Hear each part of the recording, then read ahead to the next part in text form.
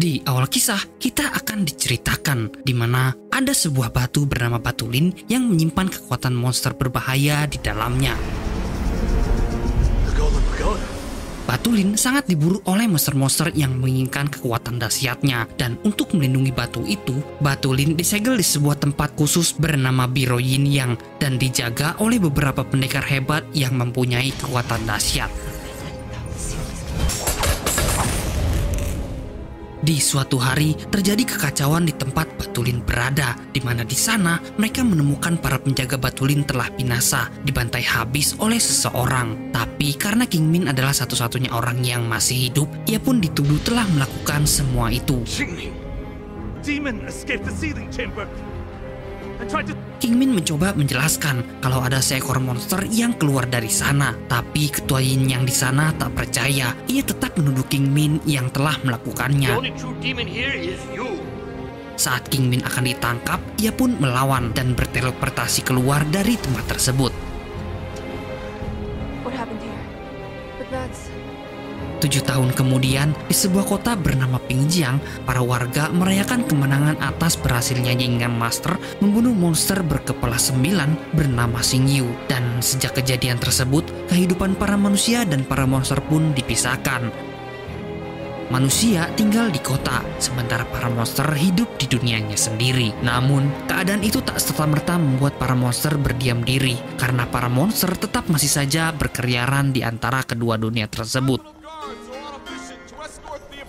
Di hari itu, seorang kapten bernama Yuan Boya tetap melakukan tugasnya mengantar upeti ke pusat kota. Namun di perjalanan, rombongannya tiba-tiba dihadang oleh sesosok makhluk yang ingin merampas upeti tersebut.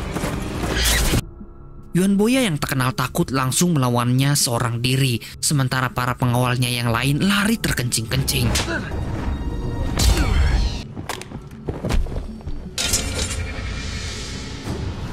Di pertarungan itu, sang kapten hampir mengalahkan monster yang ternyata adalah seekor rakun. Tapi di tengah pertarungan, King Min yang telah lama menghilang tiba-tiba muncul dan memanggil pasukan lainnya untuk mengambil semua upeti yang dibawa.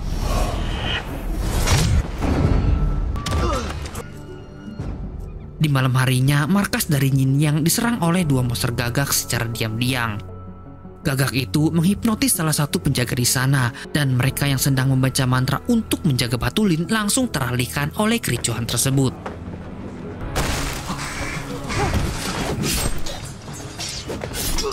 Dengan memanfaatkan keadaan itu, para monster mulai membuka segel untuk mengambil Batulin yang sudah tanpa jagaan. Sementara itu, para penjaga yang baru sadar kalau Batulin sudah ditinggalkan langsung bergegas ke sana untuk mengecek keadaan. Sayangnya mereka sudah terlambat karena Batulin telah berhasil diambil oleh salah satu gagak yang langsung terbang. Baini langsung mengejar gagak itu dan berhasil memanahnya. Tapi gagak yang terjatuh tiba-tiba bertemu dengan rakun milik dari King Min.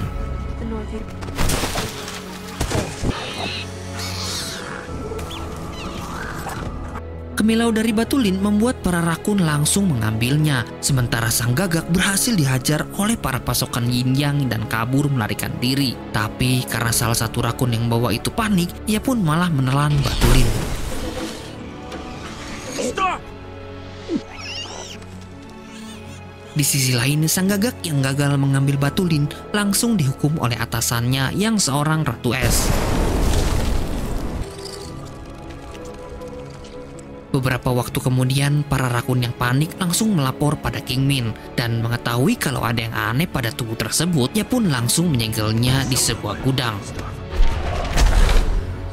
King Min juga berkata kalau kemungkinan sang rakun sudah dirasuki oleh roh jahat dari Batulin. Maka dari itu, ia pun memutuskan untuk mengambil sebuah pedang bernama Tusan yang dapat menetralkannya. Di sisi lain, para pejabat dari Biro Yin Yang melakukan sebuah rapat yang membahas tentang perilaku King Min di masa lalu, di mana di sini diketahui kalau King Min sebenarnya adalah setengah manusia dan setengah monster yang bisa membuka segel Batulin. Maka dari itu, mereka pun yakin kalau King Min memanglah dalang dari semua ini. Baini yang merasa bertanggung jawab atas hal tersebut memutuskan pergi untuk mencari King Min. Sementara di sisi lain, Yuan Boya yang gagal saat mengantar upeti juga memutuskan untuk bertanggung jawab dengan menangkap King Min. ia berencana mencari King Min di dunia para monster. Tapi untuk ke sana, ia memerlukan sebuah jimat untuk membuka jalan antar kedua dunia. Singkat cerita, sampailah Boya di suatu tempat, di mana di sana ia malah bertemu dengan seorang wanita bernama Senle, yang ternyata tujuannya sama seperti dirinya, yaitu ingin pergi ke dunia monster. Maka dari itu, ia pun menyandra seorang peramal yang konon menyimpan jimat yang dicarinya.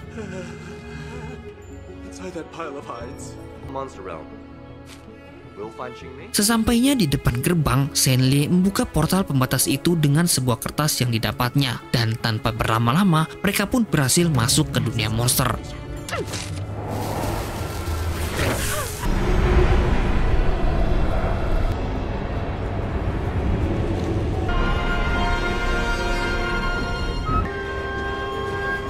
Di tengah jalan mereka bertemu dengan King Min yang sedang mencari pedang tusan, dan melihat orang yang dicarinya ada di depannya, Boya pun mencoba menangkap King Min. Tapi karena kekuatan King Min sangatlah hebat, ia pun tak mampu menangkapnya. Yang ada, Boya malah dijadikan salah satu roh penjaga dari King Min. Spare Guardian. King Min begitu dihormati oleh para monster di sana. Ia lalu bertanya dengan Dollfish tentang pedang tusan yang telah membunuh monster Xingyu ratusan tahun lalu. Tapi karena Dollfish juga mau mendapat keuntungan, ia pun meminta King Min mengorbankan dua manusia untuk dijadikan bahan pertarungan di arenanya. Karena tak punya pilihan, King Min pun mendaftarkan Boya sebagai penantang.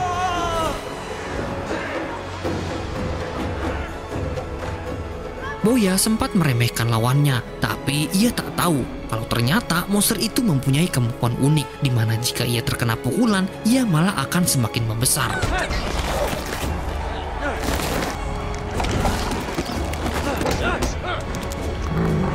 Boya yang awalnya menguasai pertandingan kini menjadi terpojok. Tapi ketika King Min melempar mantra ke monster itu dan Senle mengetahui kalau kelemahan dari monster itu berada di hidungnya, Boya pun langsung memfokuskan pukulan di hidung sang monster. Dengan sekejap, monster itu pun menjadi kecil dan Boya yang kini berada di atas angin kembali menguasai pertandingan. Saat para penonton meminta Boya untuk membunuhnya, Boya lebih memilih untuk membiarkan monster itu lalu kabur dari tempat tersebut. Bersamaan dengan itu, Dollfish menepati janjinya. Ia mengantar King Min ke tempat pedang tusan berada, dan sesampainya di sana, King Min langsung melepaskan segel dari pedang itu. Namun, saat King Min ingin keluar, ia tiba-tiba dikejar oleh para pasukan Biro Yin Yang dan kembali bertemu dengan sahabat kecilnya yaitu Baini.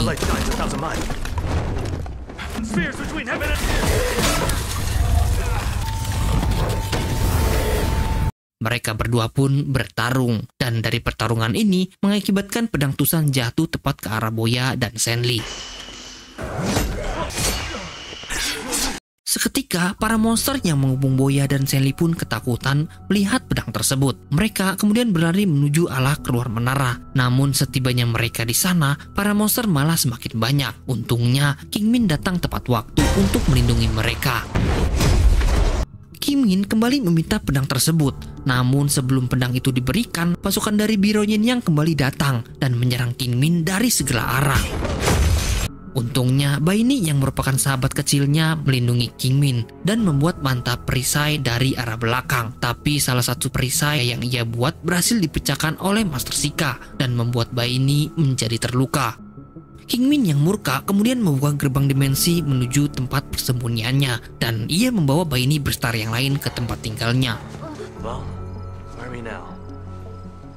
King Min yang sedang merawat Baini secara tidak sengaja menemukan kembali gelang pemberian Baini pada masa lalu, di mana saat itu mereka berjanji untuk hidup semati dan saling melindungi satu sama lain. Dari sini kita akan melihat sebuah fakta, walau selama ini sudah terasingkan, Baini sebenarnya selalu memperdulikan King Min. Tak lama kemudian Baini tersadar dari pingsannya dan menanyakan kembali keberadaan Batulin. If that's true, King Min kemudian menjelaskan kejadian yang terjadi tepat 7 tahun yang lalu, di mana pada malam itu ketika ia ingin bertugas, ia bertemu dengan Master Chimu. Master Chimu yang selalu khawatir terhadapnya meminta King Min untuk beristirahat dan ia akan menggantikan King Min menjaga segel dan melafalkan mantra. Tapi tak lama Chimu pergi, King Min melihat bayangan hitam berbentuk ular tepat dari arah aula, sehingga King Min pun langsung menyusulnya dan melihat semua teman-temannya sudah terbantai habis. Inside the Lord, there were But Di sana, Kingmin melihat sosok Ratu Es yang telah membunuh Cimu, dan karena sang ratu mengeluarkan kekuatannya, ia pun bertahan dari serangan tersebut. Akan tetapi, ia tak pernah tahu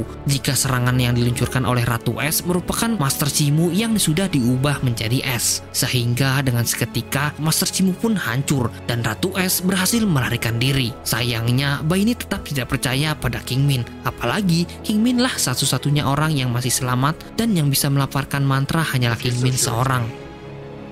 what? Di luar rumah, Yuan dan Seni yang sedang menikmati indahnya pemandangan tiba-tiba mendengar suara dari gudang yang sebelumnya disegel oleh Kingmin. Mereka yang tak tahu langsung membuka gudang tersebut yang di dalamnya terdapat monster rakun yang kini sudah kerasukan oleh kekuatan Batulin. Untungnya Kingmin datang tepat waktu untuk menolong mereka dan meminta kepada Yuan untuk menusuk monster musang itu menggunakan pedang tusan. Dengan seketika, tubuh monster rakun itu berubah menjadi debu. Bersamaan dengan itu pula, hawa iblis pun hilang dari tubuhnya.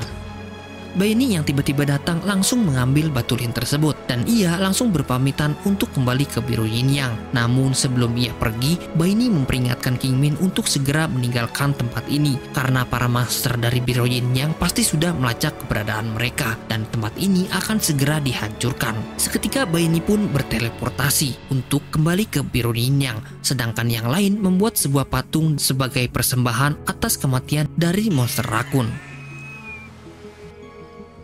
Doesn't become evil.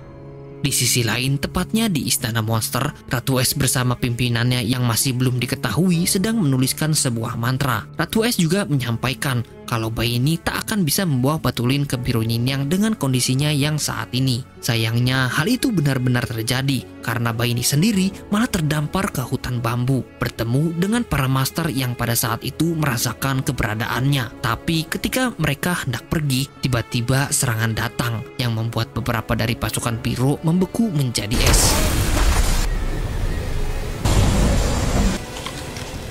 Singkat cerita, pertarungan antara Ratu Es melawan para pasukan dari Biru Yin Yang pun tak terhindarkan dan berakhir dengan tumbangnya para pasukan biru dan hanya menyisihkan bayi ini yang terluka. Untungnya Kingmin datang tepat waktu untuk menolong bayi ini. Kingmin yang ingin membalas dendam langsung mengejar Ratu Es ke sebuah tempat pertarungan dan meninggalkan bayi ini seorang diri yang sedang membawa Batulin. Namun saat Kingmin bertarung melawan Ratu Es tersebut, pimpinan dari Ratu Es ini mendatangi bayi ini dan ternyata pemimpin dari monster itu adalah Master Cimu yang pada saat itu sebenarnya tidak terbunuh dan ia bekerja sama dengan Ratu Es untuk memiliki kekuatan iblis. Master Cimu forever. Dengan sangat mudah, Master Cimu membuat bayi ini tak berdaya. Ia kemudian menjelaskan jika apa yang ia lakukan tak lain hanyalah ingin memiliki kekuatan yang sangat besar. Karena semenjak ia tahu jika monster memiliki kekuatan tak terhingga, ia pun mulai terobsesi untuk menjadi pemimpin dari para monster. Dan ia ingin mendapatkan kekuatan monster itu dari Batulin yang selama ini disegel. Setelah mendapatkan Batulin tersebut, Cimu langsung memasukkan Batulin itu ke dalam tubuhnya yang seketika membuatnya berubah menjadi iblis yang sangat mengerikan. Cimu yang sudah berubah menjadi iblis kemudian mendatangi dunia monster dan dengan kekuatan yang ia miliki saat ini, ia mengubah semua monster yang ada di sana menjadi bala tentara pasukannya dan memerintahkan kepada semua monster itu untuk menyerang kota manusia. Sementara di sisi lain, Kingmin yang sedang merawan Ratu Es berhasil mengalahkannya. Di saat Ratu Es sekarat, ia mengatakan jika pemimpinnya adalah Master Cimu yang telah menyelamatkannya dari mantra segel di masa lalu. Sedangkan tubuh yang dihancurkan oleh Kingmin pada saat itu tidak lain hanyalah merupakan sebuah ilusi semata dan Master Cimu telah mendapatkan apa yang dia inginkan. Di sisi lain, para pasukan Kingmin yang dibantu oleh Stanley, Yuan, dan Monster Merah memutuskan untuk berperang bersama dan menghalangi para prajurit iblis Cimu untuk melintasi gerbang monster. Setelah menyatakan tekad itu, mereka bergegas menuju dunia para monster untuk menghancurkan jembatan demi menghalangi para monster itu masuk ke dunia manusia.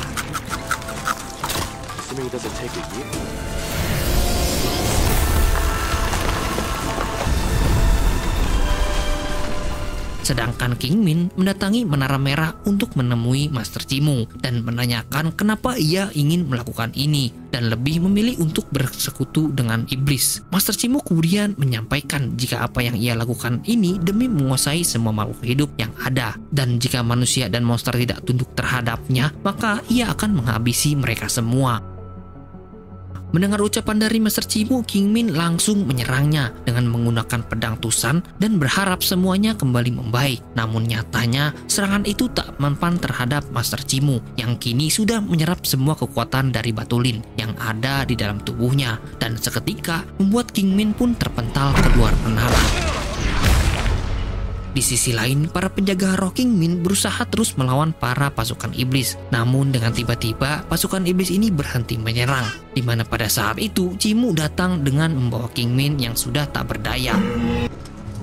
Master Chimu kemudian membunuh King Min tepat di hadapan pasukannya dan melemparkan jasadnya ke bawah jembatan. Walaupun para pasukan ini sudah putus asa atas kematian King Min, namun nyatanya mereka memutuskan untuk terus berjuang mempertaruhkan nyawa demi menghalangi para pasukan iblis ini masuk ke dunia manusia. Monster Merah kemudian mengubah wujudnya menjadi raksasa dan ia menyatukan tubuhnya mengenai jembatan sehingga akses menuju dunia manusia kini benar-benar terputus. Namun, perjuangan dari Monster Merah sia-sia saja karena Master Chimu menggunakan tangan raksasanya untuk membuat jalan bagi para pasukan iblis menuju dunia manusia. King Min yang sudah berada di bawah jembatan tiba-tiba kembali ke dimensi lain, di mana Raja Monster Ular berkepala 9 yang bernama Xiang Liao terperangkap. Karena tak ada pilihan lain, King Min pun kemudian melakukan sebuah perjanjian di mana ia akan menjadi master dari Xiang Liao dan ia siap untuk menerima semua keburukannya. Dengan kekuatan yang dipinjamkan oleh monster berkepala 9, King Min kembali datang dan membuat tangan raksasa dari Chimu terpental, dan pertarungan terakhir antara Master Chimu melawan Master King Min pun tak terhindarkan.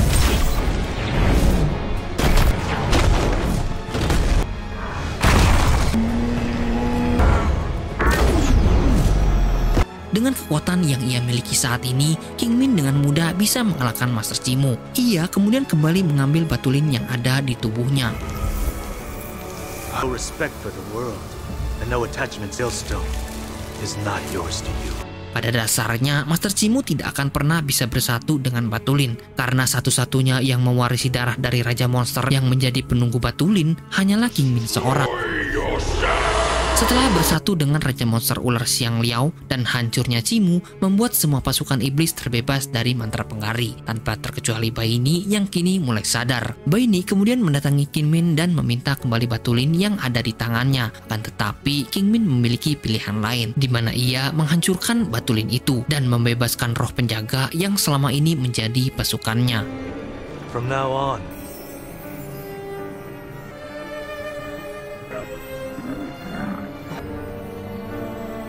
di akhir film, kita akan diperlihatkan di mana Yuan Boya dianggap sebagai pahlawan karena telah menyelamatkan dunia dari serangan para monster, dan ia juga menjalin kasih dengan Stanley. Sedangkan King Min kini kembali terasingkan dan ia hidup bersama dengan para monster, dan film pun berakhir. Oke guys, itulah dia alur cerita film dari Yin Yang Master yang dirilis pada tahun 2021. Semoga film ini bisa menghibur kalian ya. Dan saya dari Romat, sign out.